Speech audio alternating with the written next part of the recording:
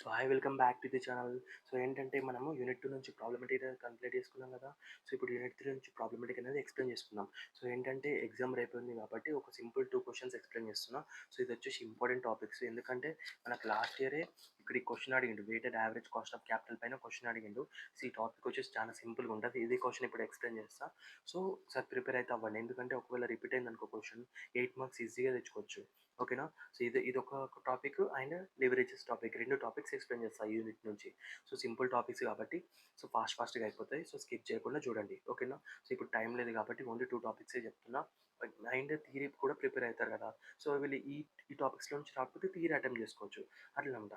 ఓకేనా. సో ఇప్పుడు చూడండి, లైక్ ఒక్కొక్కసారి ఏంటంటే మనకు కేస్ స్టడీలో కూడా ఇచ్చే ఛాన్స్ ఉంటుంది కాబట్టి మీకు అక్కడ ప్లస్ పాయింట్ అవుతుంది. ఓకేనా.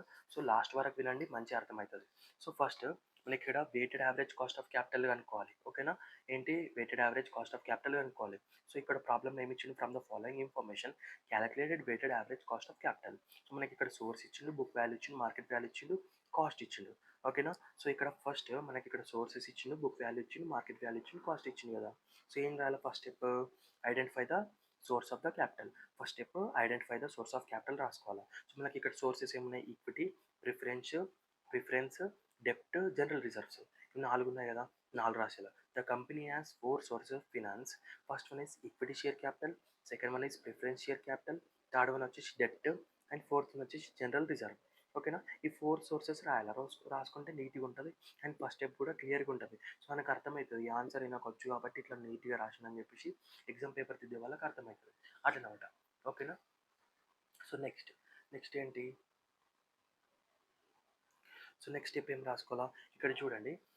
మనకి ఇక్కడ ఈక్విటీ షేర్ క్యాపిటల్కి కాస్ట్ ఇచ్చిండు, అండ్ ప్రిఫరెన్స్కి కాస్ట్ ఇచ్చిండు, డెప్ట్కి కాస్ట్ ఇచ్చిండు, బట్ జనరల్ రిజర్వ్కి కాస్ట్ ఇవ్వలేడు కదా. సో జనరల్ రిజర్వ్కి కాస్ట్ ఇచ్చినప్పుడు ఈక్విటీ దానికి ఉన్న కాస్టే ఇక్కడ మనం అస్యూమ్ చేసుకోవాలి. అందుకని ఇక్కడ రాసిన చూడండి, since the cost of general reserve is not given, it is assumed to be equal to the cost of equity 12%. ఓకేనా, ఇట్లా రాసుకోవాలా. సో నెక్స్ట్ ఇక్కడ ఏం రాసుకోవాలంటే చూడండి, weighted average cost of capital every source of finance must have a cost. So every finance సోర్స్కి compulsory cost ఉండాలి. ఒకవేళ లేకపోతే ఏం చేయాలి, సో ఇక్కడ జనరల్ రిజర్వ్ లేదు కాబట్టి ఈక్విటీ షేర్ హోల్డర్స్కి బిలాంగ్ అయి ఉంటుంది కాబట్టి అది, అందుకనే దాని కాస్టే దీనికి రాసేసుకున్నాం అట్లా అనమాట. సో అదర్వైజ్ అక్కడ స్పెసిఫై చేస్తారు ఏం రాయాలో అని చెప్పేసి అట్లా. నెక్స్ట్ స్టెప్ టూ ఏంటంటే calculated total capital. So total క్యాపిటల్ని ఎట్లా ఫైండ్ అవుట్ చేస్తాం, సో సింపుల్ అనమాట. సో ఇక్కడ బుక్ వాల్యూస్, మార్కెట్ వాల్యూస్ ఉన్నాయి కదా. సో ఇవి మొత్తం టోటల్ చేసుకోవాలి, ఇవి మొత్తం టోటల్ చేసుకోవాలి. దీన్నే టోటల్ క్యాపిటల్ అని చెప్పేసి అంటారు. ఇక్కడ అదే రాసుకోవాలా, క్యాలిక్యులేటెడ్ టోటల్ క్యాపిటల్ అని చెప్పేసి రాసుకోవాలా. రాసుకున్న తర్వాత first book value total values మొత్తం యాడ్ చేసుకోవాలా, కింద టోటల్ రాసేయాలి. నెక్స్ట్ మార్కెట్ వాల్యూ టోటల్, మొత్తం వాల్యూస్ని యాడ్ చేసుకోవాలా, కింద టోటల్ రాసేయాలి. అంతే. సో ఇక్కడ చూడండి, total capital is required to calculate the weight of the each source. Weight represent the proportion of each source in the total capital అట్లనమాట. ఓకేనా. నెక్స్ట్ స్టెప్ త్రీ ఏంటంటే ఏం లేదు, స్టెప్ 3లా calculate the weight of each source. So each source యొక్క వెయిట్ని find out చేసుకోవాలి. ఈ సోర్స్ కదా, దీనికి ప్రతి ఒక్క దానికి వెయిట్ ఫైండ్ అవుట్ చేయాలి. వెయిట్ ఎట్లా ఫైండ్ అవుట్ చేస్తామంటే, సో మనకి ఇక్కడ బుక్ వాల్యూ ఇది 10 lakhs ఉంది కదా, ఇది డివైడెడ్ బై టోటల్. సో ఇది డివైడెడ్ బై టోటల్, ఇది డివైడెడ్ బై టోటల్, ఇది డివైడెడ్ బై టోటల్, ఇది divided by total. Next market value కూడా అంతే, ఇది డివైడెడ్ బై టోటల్, ఇది డివైడెడ్ బై టోటల్, ఇది డివైడెడ్ బై టోటల్, ఇది డివైడెడ్ బై టోటల్. అది రాసినాం చూడండి ఇక్కడ. ఇగో సోర్సు, ఇక్కడ బుక్ వాల్యూ, మనం ఏదైతే మనకి వాల్యూ ఉంది కదా బుక్ వాల్యూ, అది డివైడెడ్ బై టోటల్ ఎంత వచ్చింది మనకు 57 lakhs కదా. అందుకనే 10 lakhs divided by 57 lakhs. So value వచ్చింది కదా ఇక్కడ 0.174 వచ్చింది కదా, 1754 వచ్చింది కదా. సో సేమ్ అన్నిటికీ అంతే, అన్ని సోర్సెస్కి అంతే. ఇక్కడ ప్రిఫరెన్స్కి ఇక్కడ book value divided by total value, next book value ఇక్కడ divided by total value, book value divided by total value. మొత్తం మనకు వాల్యూస్ వచ్చేసినాయి కదా. సో ఇక్కడ చూడండి వెయిట్స్ వచ్చేసినాయి మనకు, వెయిట్స్ వచ్చేసినాయి కాబట్టి ఇక్కడ రాయండి, weight shows how much each source contributes to the total capital. The sum of all weight should be equals to 1 or 100%. మనకి ఇక్కడ వచ్చిన వెయిట్స్ అన్ని కంపల్సరీ 1కి ఈక్వల్ ఉండాలా, లేకపోతే 100% ఉండాలా అట్లా అనమాట. ఓకేనా. నెక్స్ట్ స్టెప్ ఫోర్ ఏంటి, సో మనకి ఇక్కడ వెయిట్ వచ్చింది కదా, వెయిట్ వస్తే ఏం చేయాలంటే వెయిట్ ఇంటూ కాస్ట్. సో మనకి ఇక్కడ ఇది కాస్ట్ కదా, సో ఇక్కడ కూడా మనం ఏం అజ్యూమ్ చేసుకున్నాం 12% కదా. సో ఏం చేయాలా, ఏదైతే మనకి ఇక్కడ వెయిట్ వచ్చింది కదా, ఫస్ట్ దీనికి వెయిట్ ఎంత వచ్చింది 0.174 వచ్చింది, 0.174 వచ్చింది.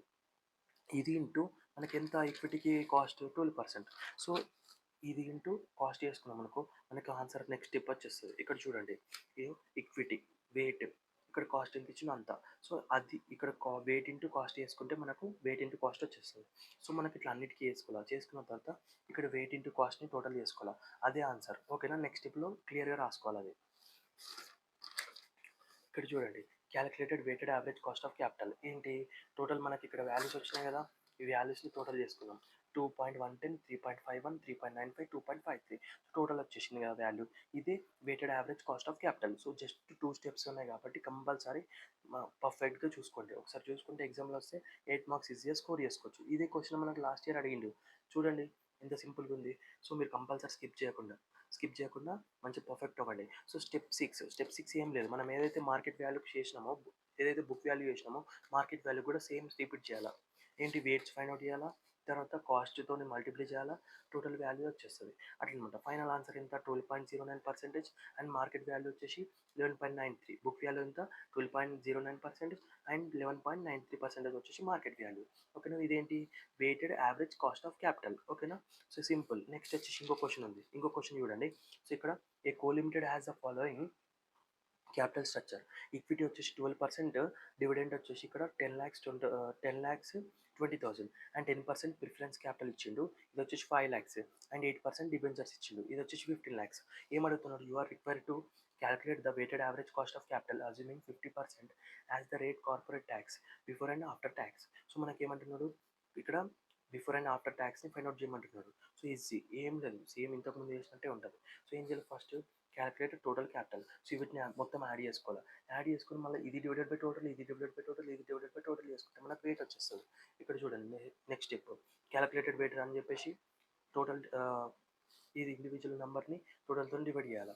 డివైడ్ చేసినాం కదా, ఇప్పుడు వెయిట్ వచ్చింది. వెయిట్ని ఇప్పుడు ఏం చేస్తాం, ఇక్కడ కాస్ట్ ఉన్నది కదా 12%, 10%, 8%, ఇది ఇంటూ ఇది మల్టిప్లై చేస్తే ఏమొస్తుంది, బిఫోర్ ట్యాక్స్ వాల్యూస్ వచ్చేస్తాయి. ఇక్కడ చూడండి, calculated before tax values. So weight into cost చేసుకుంటే మనకి వాల్యూస్ వచ్చినాయి కదా, వీటిని టోటల్ చేసుకుంటాం. టోటల్ చేసుకుంటే ఎంత వస్తుంది, 9.68% వస్తుంది. సో మనకి ఇప్పుడు before tax work weighted average cost of capital వచ్చేసింది. నెక్స్ట్ ఏంటి, క్యాలిక్యులేట్ ఆఫ్టర్ క్యాస్ట్. నెక్స్ట్ వచ్చేసి calculate after tax cost of debit. So ఏంటంటే డిబెంచర్స్కి మనకి ఇక్కడ 50% ట్యాక్స్ అనేది అక్కర్ అవుతుంది. ఓన్లీ డిబెంచర్స్కి మాత్రమే అవుతుంది. ఎందుకంటే preference share capital and equity వాటికేమో ఆల్రెడీ ముందు ట్యాక్స్ అనేది పడుతుంది అనమాట, దీనికి మాత్రం పడదు. ఓకేనా. అందుకని దీనికి డిబెంచర్స్ మాత్రమే ట్యాక్స్ తీసుకుంటున్నాం. ఇక్కడ చూడండి ఫార్ములా ఏంటి, ఇక్కడ ట్యాక్స్ వేయడానికి కేడి ఇంటూ 1 - t. సో ఇక్కడ కే అంటే 8% కదా మనకు కాస్ట్. సో కే డిబెంచర్స్కి 8%, తర్వాత 1 - t ఎంత పర్సెంటేజ్ ఇచ్చింది మనకు ట్యాక్స్, 50%. అందుకని 1 - 0.50 ఎంత వస్తుంది, 4% వస్తుంది. ఓకేనా. సో నెక్స్ట్ స్టెప్లో మళ్ళీ ఈ 4%ని డైరెక్ట్ ఇక్కడ కాస్ట్ ప్లేస్లో రిప్లేస్ చేయాలి. ఇక్కడ ఉంది కదా మనకు కాస్ట్ 8%, సో ఇక్కడ 4% వచ్చేస్తుంది. మీదంతా సేమ్ యాజ్ యూజువల్. ఇక్కడ చూడండి, క్యాలిక్యులేటెడ్ ఆఫ్టర్ ట్యాక్స్ అంటే మీదంతా సేమ్, ఇక్కడ ఓన్లీ 4% వస్తుంది. సో ఇది ఓన్లీ ఇది ఒకటే వాల్యూ చేంజ్ అవుతుంది. చూడండి 4.05, 1.66, ఇక్కడ 3.97 ఉంది. 4.05, 166, ఇక్కడ 1.99 వచ్చింది, ఇక్కడ 3.97. సో ఇక్కడ ఒకటే చేంజ్ అయింది. మిగతా అంతా టోటల్ చేసుకుంటే 7.70 వస్తుంది. సో ఇక్కడ ఏంటి, use after tax cost of డెబ్ట్ and add all weighted cost to calculate the after tax weighted average cost of capital. So add చేసేసుకున్నాం. సో ఫైనల్ ఆన్సర్ ఏంటి, before tax weighted average cost of capital వచ్చేసి 9.68%, after tax weighted average cost of capital వచ్చేసి 7.70. అంతే, simple. So next problems on leverage. So leverage నుంచి కూడా కొద్దిగా important ఉంటుంది కాబట్టి ఒక ప్రాబ్లమ్ని డిస్కస్ చేద్దాం.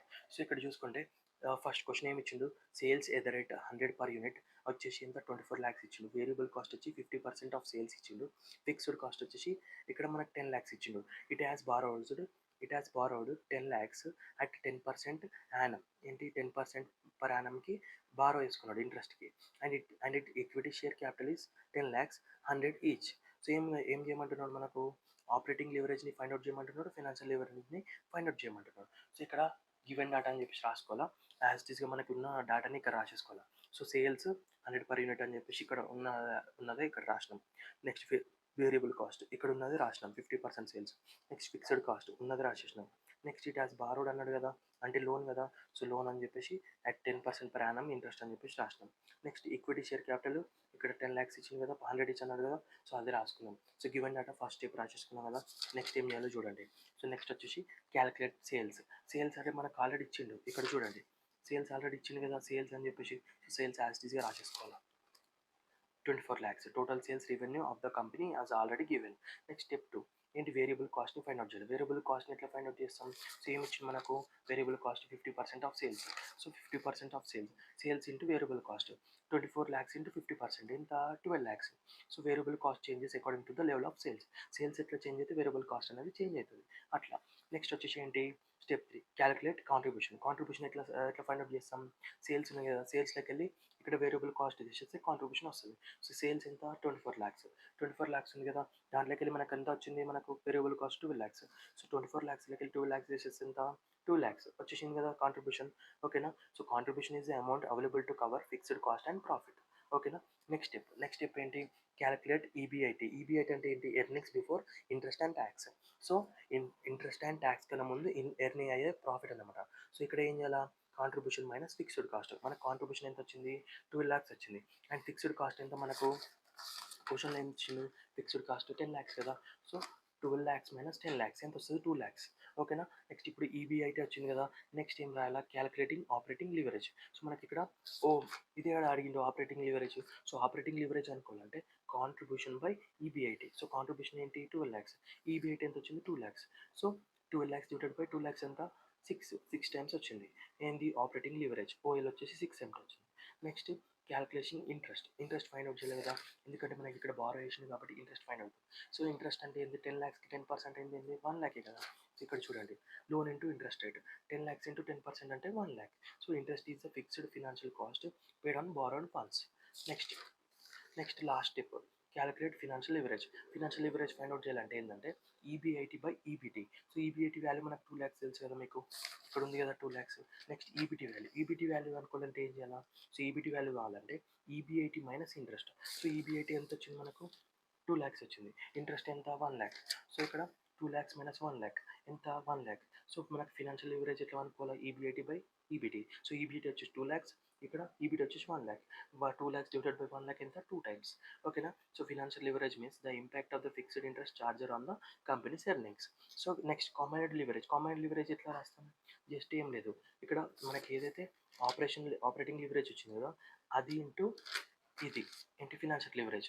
సో ఏముంది? ఇక్కడ 6 times వచ్చింది, ఇక్కడ 2 times వచ్చింది. So 6 into 2 12 times. ఇదే మనకు కాంబైన్డ్ లివరేజ్ అనమాట. సో ఇదనమాట. ఏమైనా డౌట్స్ ఉంటే కామెంట్ సెక్షన్లో మెన్షన్ చేయండి. అండ్ ఈ ప్రాబ్లమ్స్ అయితే పర్ఫెక్ట్గా నేర్చుకోండి, ఎందుకంటే సింపుల్గా ఉన్నాయి. మిగతా టాపిక్స్ స్కిప్ చేసినా పర్లేదు, ఎందుకంటే మీకు అలా వస్తే ప్రాక్టీస్ చేయండి. బట్ టైం లేదు కాబట్టి ఈ టూ టాపిక్స్ని పర్ఫెక్ట్గా ప్రిపేర్ అవ్వండి. మిగతా థియరీ టాపిక్స్ అనేది పర్ఫెక్ట్గా ప్రిపేర్ అవ్వండి. ఓకేనా. Thank you for watching our video. See you all in the next video.